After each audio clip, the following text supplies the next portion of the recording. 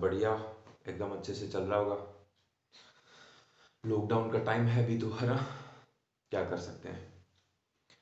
देखो, जो मैंने पहले वीडियो अभी 2 से 3 दिन पहले वीडियो अपलोड जो किया था चैनल पर, तो उसमें मैं आपको बता चुका हूँ कि अभी अपन 11th क्लास का जो चैप्टर है वो स्टार्ट करेंगे। सिर्फ वेडनेसडे को जो रहेगा वो अपना 12th क्लास का रहेगा इनिशियल स्टेज पे। लेकिन हम रूटीन में रहेंगे, हम कोशिश करेंगे कि जो वीडियोस हैं वो डेली अपडेट हो या फिर अल्टरनेटिव डेज के अंदर अपडेट होते रहे। मैं कोशिश पूरी रखूंगा और कोशिश ये भी रखूंगा कि 11th के कंपैरिजन में 12th के जो वीडियोस हैं वो मैं ज़्यादा अपलोड करूं, ताकि उससे जो 12th क्लास के जो बच्चे हैं उनको बेनिफिट मिल जाए। क्योंकि 12th क्लास के बच्चे हैं, बोर्ड क्लास होता है, उनका पेपर वगैरह भी रहता है, तो उसमें उनको हेल्प मिलेगी। तो अभी अपन जो रूटीन मैंने आपको बताया था लास्ट वीडियो के अंदर वो करेंगे, एक बार फॉर्मेट वही अपनाएंगे। लेकिन जब नेक्स्ट कोशिश करेंगे कि जितना जल्दी हो सके हम अल्टरनेटिव डेज के अंदर या फिर डेली रूटीन के अकॉर्डिंग हम क्या करते रहें, वीडियोस को अपलोड करते रहेंगे। और उसमें भी हम जो वीडियोस अपलोड करेंगे उसमें हम कौन सा फॉर्मेट रखेंगे, ज़्यादा 12th का फॉर्मेट रखेंगे। ठीक, तो बिना किसी टाइम को वेस्ट किए हुए अपन अपने टॉपिक की ओर चलते हैं। तो अगर हम बात करते हैं 11th क्लास की, जो कि एक बेसिक फॉर्मेट होता है साइंस क्लास में, केमिस्ट्री से रिलेटेड अगर अपन बात करते हैं तो केमिस्ट्री में बेसिक फॉर्मेट आपका जो है 11th है। और 11th में वैसे तो आप 10th में और 9th में केमिस्ट्री का थोड़ा बहुत डिटेल आप देख चुके होते हैं, लेकिन वहां पर बच्चे की वो मेंटेलिटी होती नहीं है, क्योंकि बच्चा उस चीज तक नहीं पहुंच पाता है कि भाई मेरे को 11th क्लास के अंदर साइंस लेनी है, कॉमर्स लेनी है या फिर आर्ट लेनी है। वो फिर भी एक बार क्लास को चेंज कर करके देखता रहता है।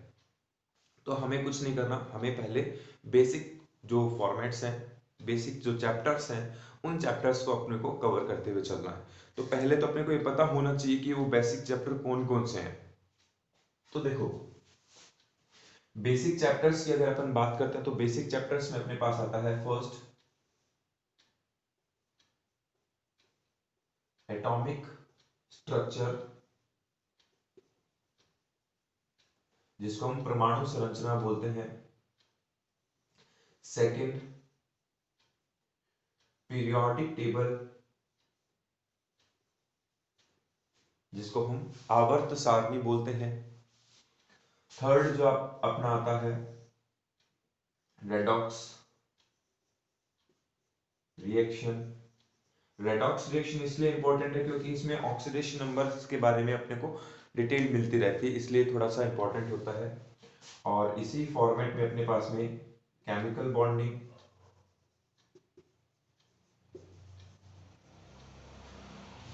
और एक थोड़ा सा फॉर्मेट जो रहता है वो आपका मोल कॉन्सेप्ट का भी इंपॉर्टेंट रोल होता है भाई, ऐसा नहीं है। तो अपने पास में बेसिक जो चैप्टर्स हैं, जिसमें अपना केमिस्ट्री का अपन ये कह सकते हैं ओवरऑल जो बेसिक है, फिजिकल केमिस्ट्री की बात करें, चाहे इनऑर्गेनिक केमिस्ट्री की बात करें या फिर ऑर्गेनिक के इनिशियल स्टेप्स की बात करें, तो इनिशियल स्टेप्स में ये फॉर्मेट अपना काम दे जाएगा। हाँ, वो एक अलग चीज है कि ऑर्गेनिक केमिस्ट्री की जब अपन बात करेंगे तो उसमें नॉमेनक्लेचर, जो आपका जीओसी है, जीओसी फर्स्ट, जीओसी सेकंड, जो आपके आ जाते हैं, वो एक अलग तरीका हो जाता है उसमें। लेकिन वहां पर भी तो एलिमेंट ही है आपके पास, हाइड्रोजन हो गया, कार्बन हो गया, नाइट्रोजन हो गया, फॉस्फोरस हो गया, अदर जो एलिमेंट है वो भी तो एलिमेंट ही आएंगे। तो without these chapters how can we learn about that chapters. तो उन चैप्टर्स को अगर अपने को अच्छे से देखना है, अच्छे से पढ़ना है, तो पहले अपने को इनके बारे में अच्छे से पता होना चाहिए, जिसमें हम स्टार्टिंग में पीरियोडिक टेबल को स्टार्ट करेंगे, देन एटॉमिक स्ट्रक्चर स्टार्ट करेंगे, then chemical bonding, then redox, और देन मोल कंसेप्ट को फॉरवर्ड होंगे। ठीक है, तो ये अपना 11th का फॉर्मेट रहेगा। तो सबसे पहले आज हम स्टार्ट करते हैं यहाँ पर एटॉमिक सॉरी पीरियोडिक टेबल को आज स्टार्ट करते हैं। तो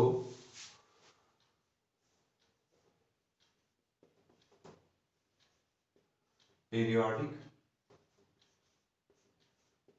टेबल। देखो भाई, पीरियोडिक टेबल की अब अपन बात करते हैं यहां पर पीरियोडिक टेबल की। ठीक है, अपने पास आता है पीरियोडिक टेबल। ठीक है भाई, तो देखो भाई पीरियोडिक टेबल की जब अपन बात करते हैं तो पीरियोडिक टेबल में क्या आता है अपने पास में, सबसे पहले अपन हिस्ट्री देखते हैं। जो पीरियोडिक टेबल है उसकी हमें हिस्ट्री का पता होना चाहिए कि भाई कौन कौन सा साइंटिस्ट आया, किसने किस थियरी के बारे में बताया और किसने किस एलिमेंट के बारे में डिस्कवर किया। अगर उन एलिमेंट्स का अपने को नेम याद, सॉरी, जो साइंटिस्ट है जिन्होंने एलिमेंट्स की डिस्कवरी की है, जिस एलिमेंट की डिस्कवरी की है हमें याद नहीं, डजंट मैटर, लेकिन हमें उनका थोड़ा बहुत कंसेप्ट के बारे में, थोड़े बहुत कंसेप्ट के बारे में हमें पता होना चाहिए। और हम इनिशियल स्टेट स्टार्ट कर रहे हैं पीरियोडिक टेबल से, मतलब फर्स्ट स्टेप अपन केमिस्ट्री के अंदर एंटर कर रहे हैं। तो फर्स्ट स्टेप अगर आप एंटर कर रहे हैं तो हमें ये पता होना चाहिए कि जो केमिस्ट्री है उसका फादर कौन है, फादर ऑफ केमिस्ट्री जिसको हम बोलते हैं वो कौन है। तो वो अपने आते हैं एंटोनियो लेवोसियर। एंटोनियो लेवोसियर जो है वो फादर ऑफ केमिस्ट्री है। फादर ऑफ केमिस्ट्री उनको इसलिए बोलते हैं क्योंकि सबसे पहले फर्स्ट ऑफ ऑल जो एलिमेंट के बारे में जिसने बताया था, जिसने डिस्क्लोज की थी, उस बात को ओपन की थी, तो वो कौन थे आपके एंटोनियो लेवोसियर। उन्होंने ये बताया कि जो एलिमेंट होते हैं वो दो टाइप के होते हैं। एलिमेंट कितने टाइप के हो जाएंगे आपके पास में, दो टाइप के एलिमेंट्स होते हैं। ए लेवोसियर,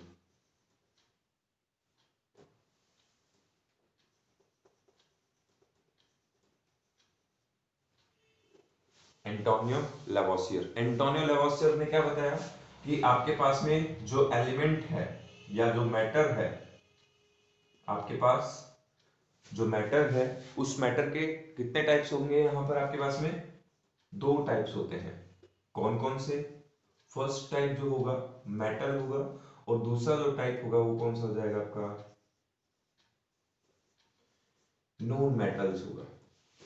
ठीक, उन्होंने कुछ स्पेसिफिक कैरेक्टरिस्टिक्स इनके बताए कि अगर मेटल है तो उसमें इलेक्ट्रॉन्स फ्री होते हैं, लस्टर होती है, जो मेटल लस्टर होती है वो लस्टर उसमें प्रेजेंट होगी, नॉन मेटल में ये सारी चीज नहीं होती है।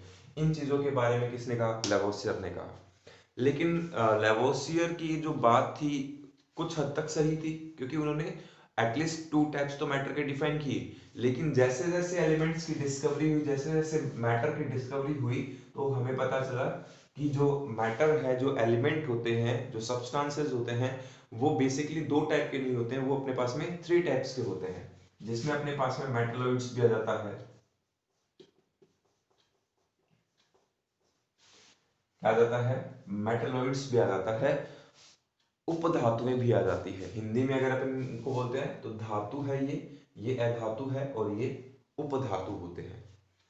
ठीक है, तो ये बात किसने कही थी, लेवोसियर ने, जिसकी बात कहां पर फॉल्स हो गई, जब मेटलॉइड की डिस्कवरी हुई। After discovery of metalloid the concept of Antonio Lavoisier is was false, sorry, तो वो क्या हो गया, फॉल्स हो गया।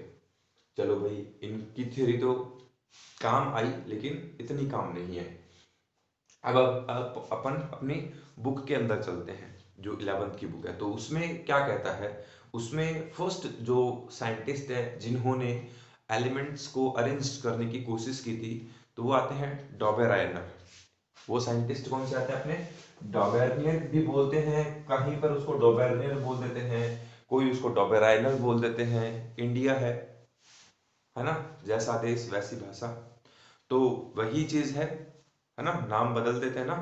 गांवों के अंदर आप लोगों ने सुना ही होगा, किसी का नाम राकेश है तो बोल देते राकेशिया, तो वो लैंग्वेज बदल जाती है, कोई दिक्कत नहीं है, होता है, इंडिया है। वैसे ही डॉबेर्नियर है, उसको डॉबेराइनर भी बोलते हैं, डॉबेर्नियर भी बोलते हैं।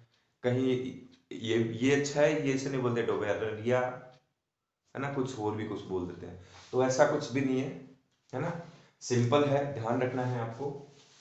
तो अपन इसको फर्स्ट साइंटिस्ट के कंसिडर में अपन इसको देख के चलते हैं। तो फर्स्ट साइंटिस्ट अपने कौन से आते हैं, डॉबर्नियर।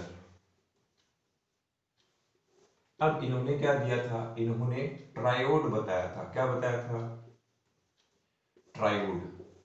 ट्रायोड का मतलब क्या होता है, ट्रायोड का मतलब होता है थ्रीसम। ट्रायोड का मतलब क्या होता है, थ्रीसम होता है, मतलब combination of three elements. Threesome का मतलब यहां पर क्या हो गया, combination of threesome, combination of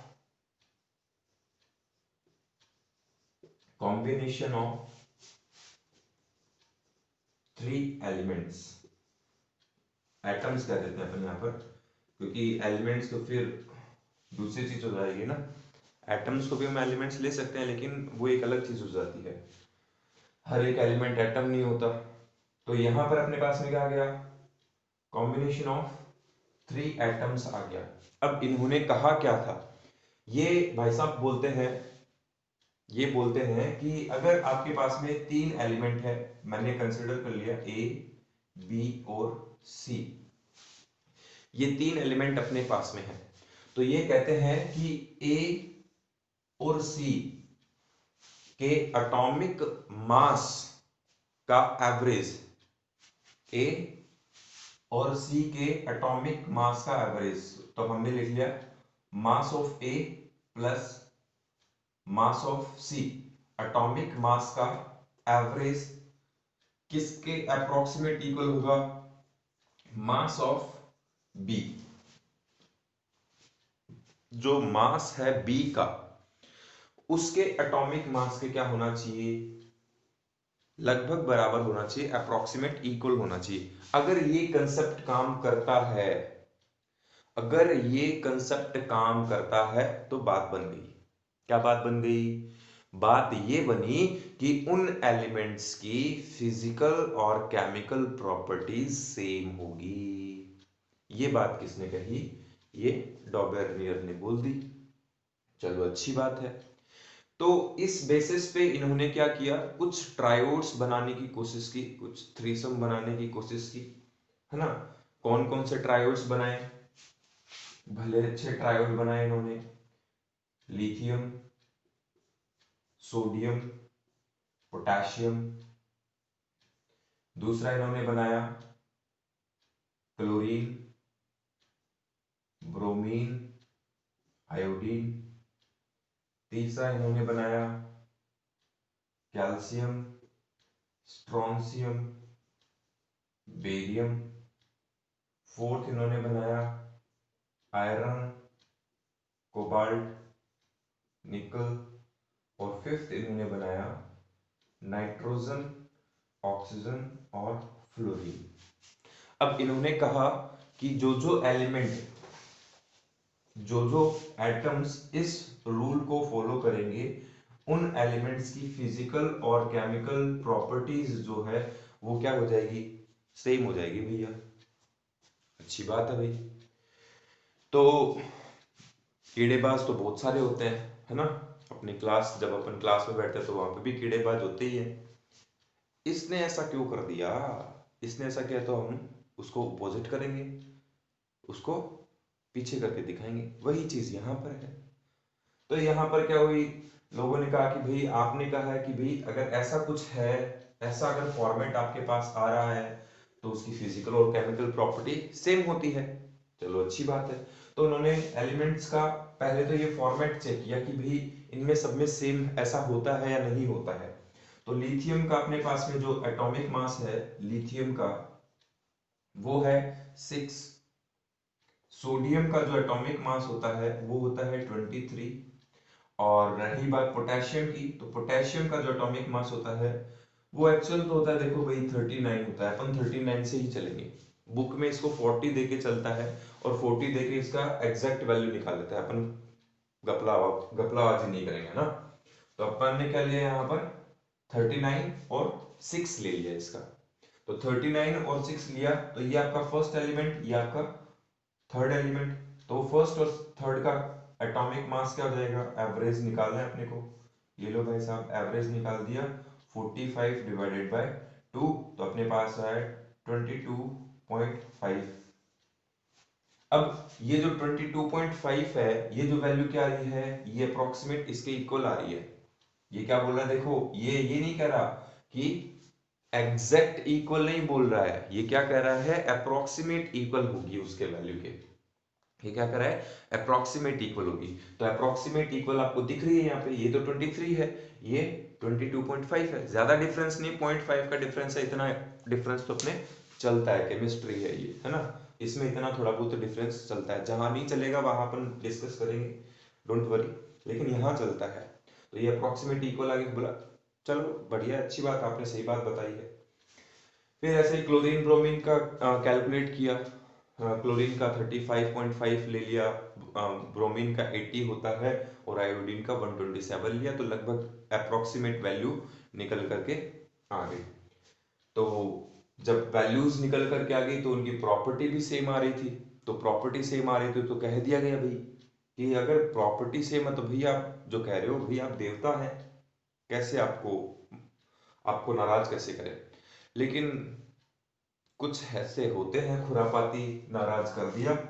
उन्होंने क्या किया, इस एलिमेंट इस ट्रायोड का भी मास कैलकुलेट किया, इनका भी मास कैलकुलेट किया। तो मास कैलकुलेट किया तो नाइट्रोजन का सबको पता है 14 होता है, ऑक्सीजन का भी सबको पता है 16 होता है, फ्लोरीन का भी सबको पता है 19 होता है, कुछ 18 बोलेंगे लेकिन एग्जैक्ट 19 होता है, 18 पॉइंट समथिंग होता है, तो हम उसको 19 कंसिडर करते हैं। अब आप जब इनका एवरेज निकालोगे 14 प्लस 19 डिवाइडेड बाय, जब आप इसको 2 करोगे तो कितना आएगा भाई यहाँ पर, तो ये आपका हो गया 33 डिवाइडेड बाय 2, 16.5। वैल्यू तो अप्रोक्सीमेट इक्वल आ रही है, ये 16 है, ये 16.5 है, आ रही है भैया। इसका मतलब इनकी प्रॉपर्टी क्या होनी चाहिए, सेम होनी चाहिए। अब इतने ज्ञाता तो आप लोग भी हो गए हैं, क्या नाइट्रोजन, ऑक्सीजन और फ्लोरीन की प्रॉपर्टी सेम होती है, नहीं होती है। तो यहां पर डॉबे रहना चित हो गए, इसका किसी टाइप का एक्सप्लेनेशन उनके पास नहीं मिला, उनके ट्रायोड भी फेल होने लग गए, क्योंकि उन उस टाइम तक लगभग 33 टू 35 एलिमेंट्स की क्या हो रखी थी, डिस्कवरी हो रखी थी। और उन्होंने कितने ट्रायोड्स बनाए, टोटल 5 ट्रायोड्स बनाए, जिसमें से भी एक गलत निकल गया। उनके रूल को तो फॉलो कर रहा है, ये उनका रूल है, उनके रूल को फॉलो कर रहा है, लेकिन उनकी फिजिकल और केमिकल प्रॉपर्टी क्या हो गई, अलग अलग हो गई। तो केमिकल और फिजिकल प्रॉपर्टी अलग अलग हो गई, तो इस पे तो ये रूल अप्लाई ही नहीं होगा। मास सेम हुआ तो क्या हुआ, एवरेज मास सेम हुआ तो क्या हुआ भाई, फिजिकल और केमिकल प्रॉपर्टी तो सेम नहीं है ना, है ना, समझ रहे हो। तो यहां पर क्या हो गया अपना, ये जो ट्रायोड का फॉर्मूला है, ट्रायोड का जो फॉर्मेट है, वो सिर्फ 4 पर अप्लाई होता है, 4 टाइप ऑफ ट्रायोड्स पर अप्लाई होता है। तो इसका लिमिटेशन क्या हो जाता है फिर, फर्स्ट लिमिटेशन तो ये है कि कुछ ट्रायोड्स ऐसे हैं, सम ट्रायोड्स आर देयर, जो कि क्या कर रहे हैं, इस रूल को फॉलो तो कर रहे हैं। Some triads are there, they are follow the rule of Dobereiner, जो डॉबेर्नियर के रूल को फॉलो कर रहे हैं, but they don't have they don't have same physical and chemical property, physical and chemical property, उनके पास उनकी भौतिक और रासायनिक गुणधर्म सेम नहीं है, ये पहला लिमिटेशन है उसका। दूसरा लिमिटेशन क्या है, दूसरा लिमिटेशन उनका है ये है कि भाई साहब थोड़ा ध्यान दीजिए, ये 33 टू 35 एलिमेंट अभी तक डिस्कवर हो गए हैं, और आपका रूल तो सिर्फ कितनों पे अप्लाई हो रहा है, 12 एलिमेंट पर अप्लाई हो रहा है। तो भाई साहब माफ कीजिए, साइड में चलिए आप, ऐसा करके डॉबर्नियर को आउट कर दिया। आउट कर दिया तो कोई बात नहीं भाई, नए साइंटिस्ट आ गए। अब नए साइंटिस्ट जो आए हैं वो कौन से हैं, वो कौन से महान हैं, उनको भी कैसे ना कैसे करके बाहर कर ही देंगे। चलो भी देखते हैं कैसे बाहर करते हैं। तो दूसरे जो साइंटिस्ट अपने पास आते हैं, वो नई जमीन आती है अपने पास में, न्यू लैंड, नई जमीन, है ना, न्यू लैंड, नाम भी इतना शानदार है देखो, new land, Octave law. Seriously मत लेना भाई इन बातों को, ना कोई सीरियस ले बिना हमें, बोला भाई हमारे साइंटिस्ट जिन्होंने इतनी डिस्कवरी की उनको नाम बिगाड़ रहे हो सर। तो चलता है थोड़ा बहुत तो चलता है, सब बिगाड़ते हैं थोड़ा बहुत।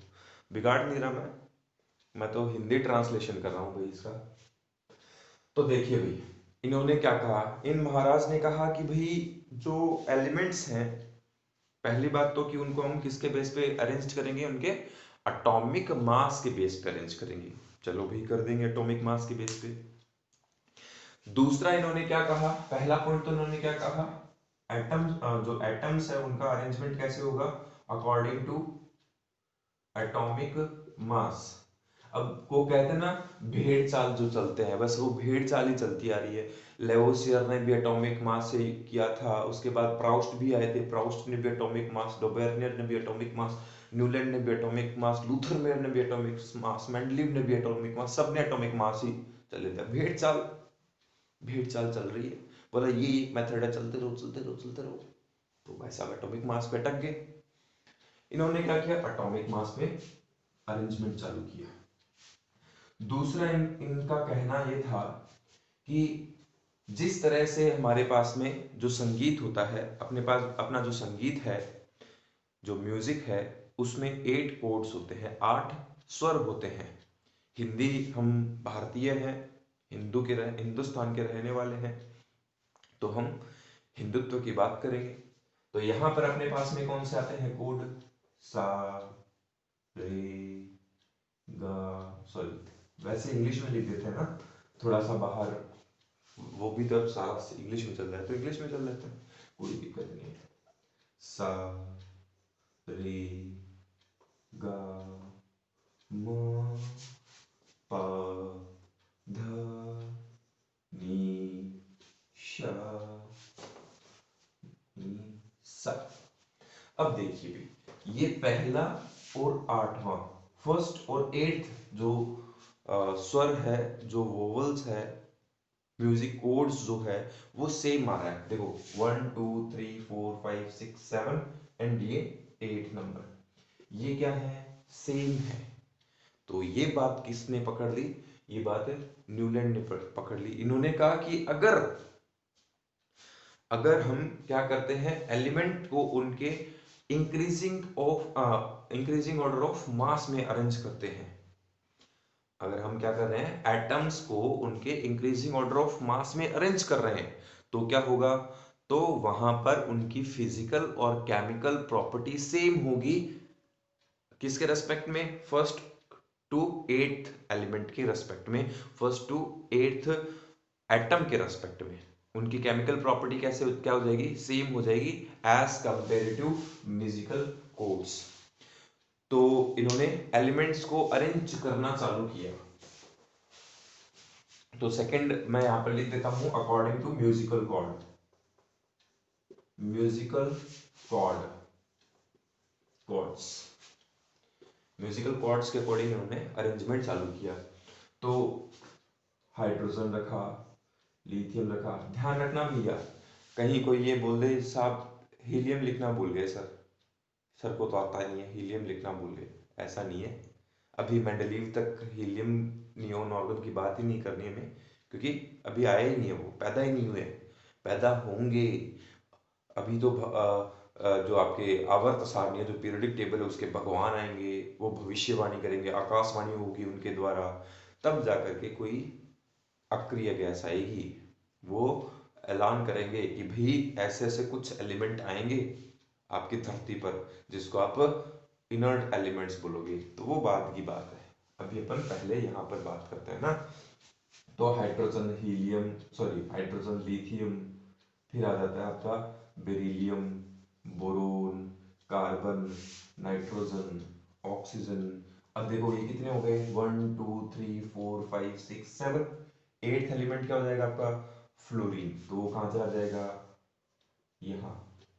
फिर आ जाता है आपका sodium, magnesium, aluminium, silicon, phosphorus, फिर सल्फर, फिर क्लोरीन, फिर पोटेशियम, कैल्शियम।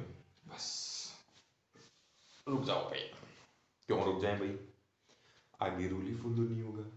क्यों फॉलो नहीं होगा, क्योंकि भाई इनकी प्रॉपर्टीज मैच नहीं कर रही है, प्रॉपर्टीज मैच नहीं कर रही है। Scandium, titanium, vanadium, chromium. जब कैल्शियम तक हम बढ़े तो एकदम आराम से प्रॉपर्टी मैच हो रही थी। ये इसके साथ प्रॉपर्टी को रिप्रेजेंट कर रहा है, ये इसके साथ, ये इसके साथ में, ये सब एक दूसरे की प्रॉपर्टी को रिप्रेजेंट करते हैं। अब ये किस बेस पे उनको पता चला, वो तो एटॉमिक मास पे देख रहे थे भाई। एटॉमिक मास पे जो कंसिडर, जो भी उन्होंने वैल्यूज जो डिफाइन की थी, उनके अकॉर्डिंग उन्होंने क्या कहा कि उनकी प्रॉपर्टीज क्या होती जाएगी, सेम होती जाएगी। लेकिन यहाँ पर क्या हो गया, उनके उनकी जो प्रॉपर्टीज है वो क्या हो गई, डिसमिस हो गई। अब ये गलती इन्होंने नहीं बताई है, ऐसा नहीं है कि भाई न्यूलैंड अपनी जो कमियां हैं, अपनी जो लिमिटेशन है वो खुद ही डिस्कवर कर रहा है कि भाई मेरे जो रूल है, मेरा जो रूल है उसमें ये कमियां हैं। उसने तो बेचारे ने ये अरेंजमेंट किया ही था, जितने एलिमेंट डिस्कवर हो रखे थे उनको एटॉमिक मास के अकॉर्डिंग अरेंज करके दे दिया, बोला ये लो कर दिया हमने तो।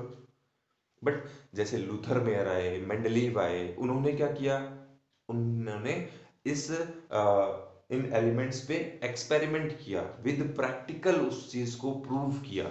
लूथर मेयर जो आए थे, उन्होंने एक एक चीज को एक्सपेरिमेंटली प्रूव किया है, हर एक वैल्यू को एक्सपेरिमेंटली प्रूव किया है, तब उन्होंने उस चीज को डिफाइन किया था भाई साहब।